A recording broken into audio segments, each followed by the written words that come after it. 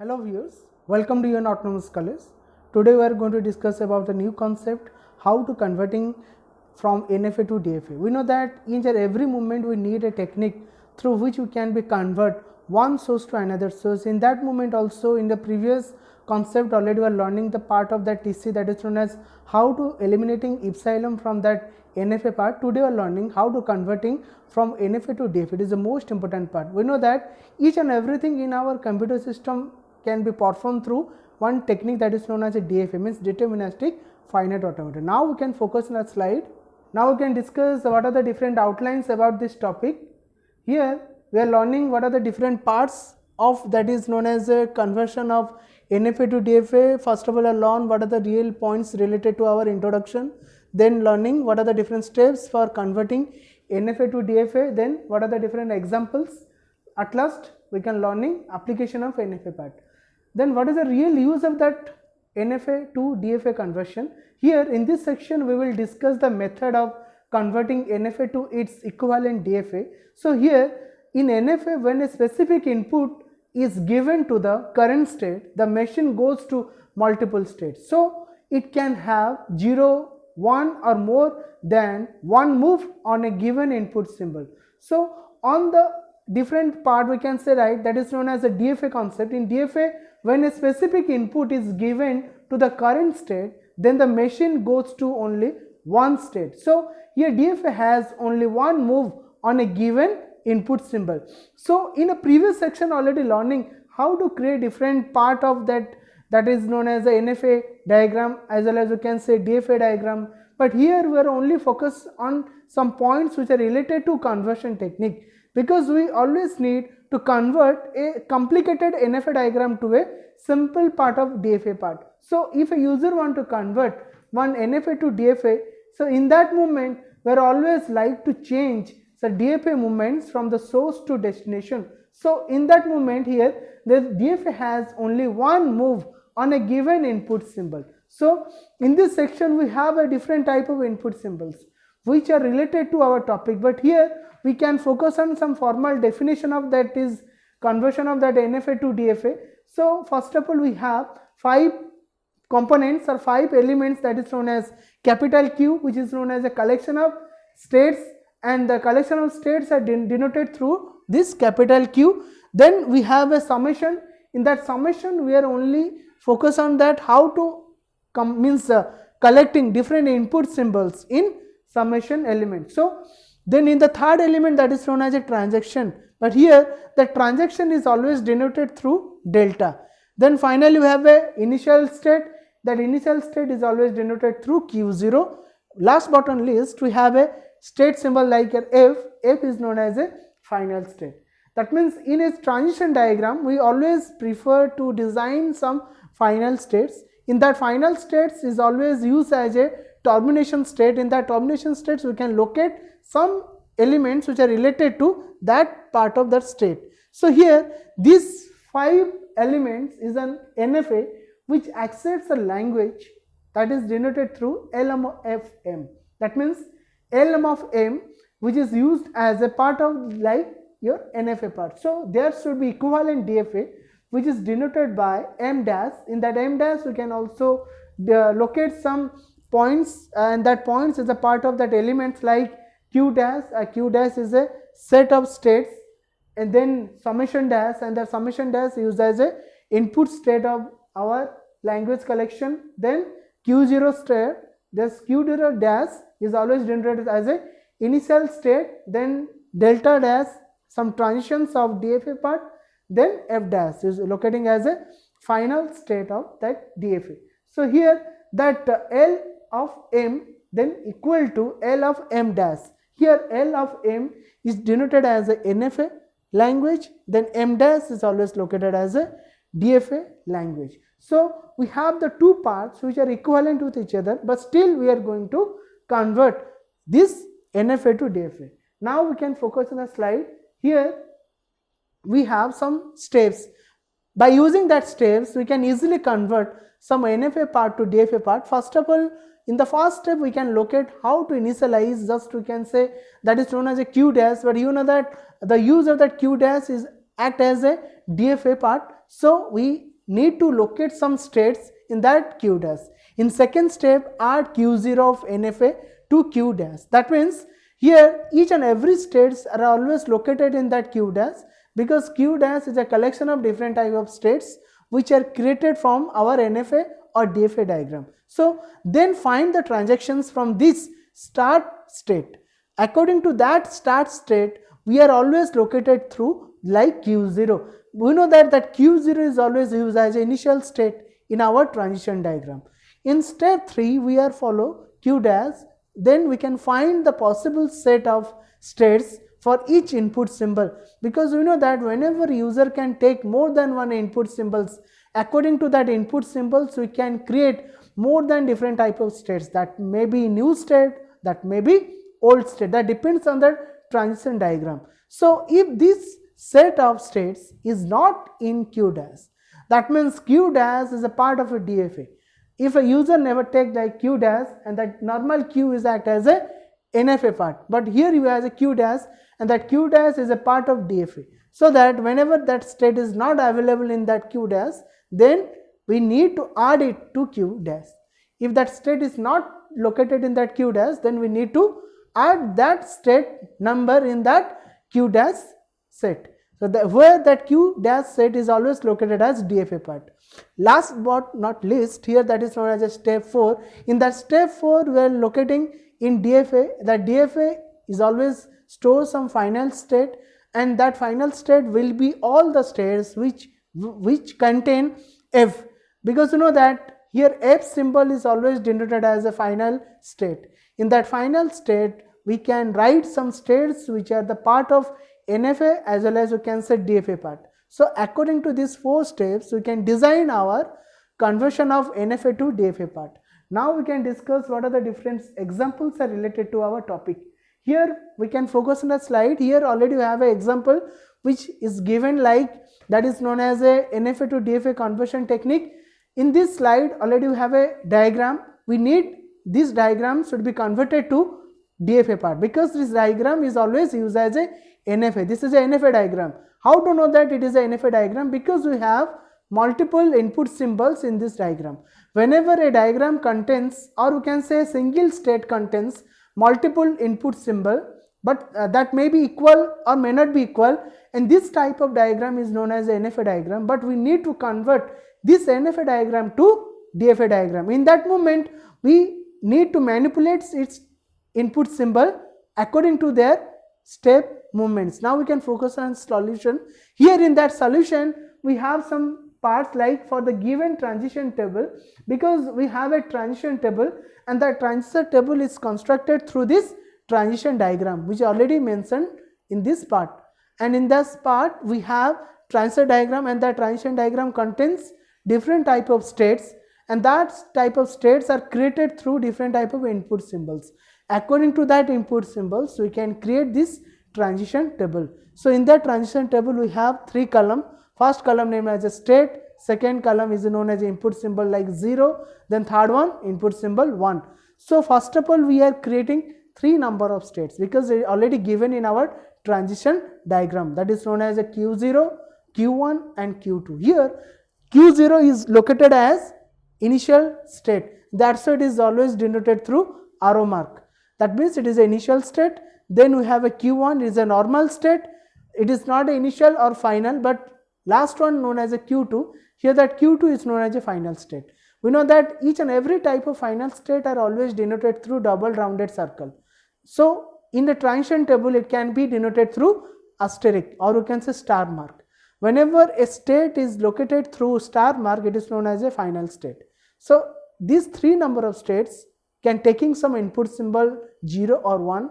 According to that input symbol we can create some new states which are already mentioned in this diagram, or we can say in this table. So whenever user can put Q0 with input symbol Q, or we can say 0, in that moment we are getting a state output that is known as Q0, already mentioned in this diagram. Whenever user can put 0, in that moment here Q0 is self located. Similarly, whenever user can put 1 to same state Q0, in that moment we can get a new state, or we can say next state, that is named as Q1 already mentioned here. Similarly, in the Q1 can also take input symbol 0. In that moment, whenever it can take input symbol 0, then it can create two state. One is a self state, another known as a next new state. So that means Q1 is known as a self state already mentioned here, and Q2 is known as a new state which is created at the time of accepting this Q0, or we can say 0 input symbol. Then we can create a Q2 state. So which is already mentioned in this diagram, or can say table. So whenever user can put 1 to Q1 state, in that moment we can get a output, and that's named as a self output, and that is always located same state, that is known as Q1. Similarly, whenever user can put like 0 or 1 to same state named as a Q2, in that moment whenever user can put 0, in that moment we can get a state named as Q2, and here Q2 is known as a self located state already mentioned in this diagram. Then user can put 1 into state Q2, in that moment we can get two state, one is a self state, another known as a another previous state which is already created, so that is known as Q1, and Q2 is known as a self state, and Q1 known as a that is already exist in the previous part, that is known as a Q1. So this transition table is created from this transition diagram. It is not so complicated to generate this transition table. Next part we are learning how to make it some transitions explanation. According to that explanation we can convert one by one to DFA format. So in this conversion we have some points which are already located in the slide. Now we will obtain transition dash, and here transition dash is always used as a DFA part. So this transition dash transition for state Q0, we need to create some transitions whenever it can accept 0 or 1. Whenever we can put as a 0 at the moment of transition, accept 0 as the input symbol, then we can create a state already explained in our previous slide in the transition table. So that is known as a Q0. Similarly, that Q0 can also take the input symbol like 1. It can create Q1 already explained in this transition table which already mentioned in this part. So that similarly the transition dash is a part of DFA or for state Q1 is obtained as, that is known as Q1 can accept 0, then it can create two new state like Q1 and Q2, because that Q1 is known as self directed and Q2 is known as a new state. So here that Q1 can take some state, because these explanation are created from this transition table. Whenever user can create this transition table, the transition explanation is automatically designed. So in the last part we need to explain like Q2. In that Q2 can also take input symbol 0 and 1. It is explained in this way, that is known as a Q2. And whenever user can put 1 to Q2 state, in that moment it can create Q1 and Q2 already discussed in the previous slide in the transition table. Next part we are learning how to create some two type of states, because you know that whenever user can create multiple state, in that moment we need to break it more than one states. That means whenever user can getting Q1 Q2 set of two states, in that moment we need to break it. Whenever user can break it, we need some techniques like, that is known as a transition dash Q1 Q2. Whenever it can accept an input symbol like 0, then we need to break it like transition Q1 of 0, then union of transition, that is known as Q2, and that Q2 is part of 0. In that moment we need to unite it, this two part. So that Q1 of 0, in that moment it can create two state Q1 Q2, and we need to union. Whenever that union is always used as a uniting two different type of sets. So here whenever user can put Q2 with input symbol 0, in that moment we can get a state that is known as same Q2. So we need to unite it, because we know that whenever user can unite this set, in that moment we can finally getting single output, and that output is equivalent with this transition state Q1 and Q2. Similarly, whenever user can put same state with input symbol 1, in that moment also we can break it through union part. So in that moment whenever user can put input symbol like Q1 to input symbol 1, in that moment we are getting a state that is known as Q1, and that Q1 is united with like whenever Q2 can take input symbol 1 and then create two input state like that is known as Q1 and Q2, and we need to unite it So whenever user can unite these three states, in that moment we can getting one single state, and that single state is a combination of two state, Q1 and Q2, which is already explained in this slide. Next part we already discussed how to create this transition table of the previous explanation. Here the state Q1 and Q2 is the final state, as well as just we can say because it contains a final state that is known as the Q2. So the transition table for the constructed DFA will be, that means whenever that conversion part is processing, in that moment we are getting a new state created at the time of conversion, and that state is denoted as Q1 Q2.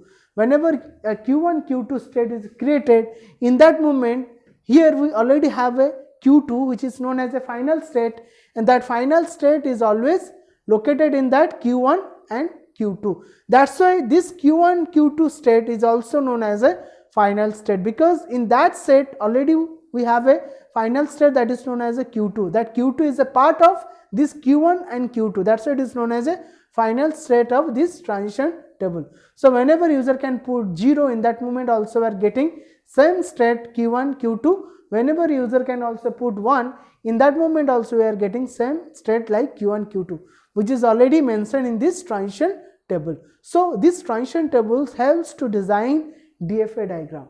In the next slide we are going to eliminate, we are getting some parts, because you know that here in this transition diagram we are constructing how to eliminate some unreachable states. So in that unreachable state, so in this slide already we are designing a transition diagram, and the transition diagram contains a DFA part. So here we are already create some states, and that 4 number of states. One is a Q0, one is another one is a Q1, then Q2, then Q1 Q2. Here that Q0 can accept a input symbol like 0, then it can create same state Q0. Whenever user can create input symbol 1, in that moment we are creating another new state named as Q1. So whenever user can create a next new state that is known as Q1, in that moment that Q1 can also take one input symbol, like that one input symbol can same redirected. Whenever user can put 0 to state Q1, it can create a state that is named as Q1 Q2. So that Q1 Q2 can accept some input symbol like 0 and 1, then it is self redirected. So in that self redirected, in that moment we can also take another state that is known as a Q2, which is not part of that whole diagram, still it is an excluded part of that diagram, and in that part of diagram that is known as Q2, it can take an input symbol 0, then it is self redirected, and that is known as a Q2. And whenever user can put 1 to input symbol, then it is known as self forwarded, not self forwarded, redirected to, that is known as state named as Q1 and Q2. So in this way we are generating this whole transition diagram. So this transition diagram is a part of this DFA concept. So here the state Q2 can be eliminated because Q2 is an unreachable state. So from this diagram here Q2 is not a part of this Q0, Q1 and Q1 Q2. That's why, which is not linked with these 3 states. That's why we always need to eliminate this Q2 state from this transition diagram. So according to that transition diagram, we always need to change it. So according to its changing process, we always need to eliminate this Q2 transition part. So in this way we are already creating this transition diagram according to user requirement. So the next part we are learning what are the different applications which are linked with this NFA concept. So here NFAs and DFAs are equivalent in that if a language is recognized by an NFA, so it is also recognized by a DFA and vice versa. So whenever user can always need to convert that NFA to DFAs, so in that moment we always prefer to change its movement. So after the changing this movements, we are finally getting the consequence of this DFA output. So here the establishment of this such equivalence is important and useful. So whenever user can use this point, according to that point we can make a real explanation of this concept. So it is useful because constructing an NFA to recognize a given language is sometimes much easier than constructing a DFA for that language. So in this moment we are getting a conversion part. In that conversion part, finally we are getting NFA to DFA part. So in this conversion part, which is always linked with our NFAs, which can be used to reduce the complexity of the mathematical work required to establish many important properties in the theory of computation. So in that theory of computation is always linked with this NFA and DFA part. So for example, it is much easier to prove the like or closure properties of regular languages, which is a part of that theory of computation, which is also used in the part of NFAs than DFAs, because you know that in the explanation of this NFA to DFA part. So here this closure property is always helps to design this really the part of that conversion, like NFA conversion to DFA conversion. In that conversion also we need to reduce, or you can say eliminate, some unnecessary states which are not part of that DFA. So we need to eliminate it very flexible way, or we can say very reliable way. So in this way we can explain what are the different procedures are used to converting our NFAs to DFA through that diagram, or through some transition table, or through some regular expressions. Okay, finally, thank you. If you have any type of query, you can send through our comment box. Have a nice day.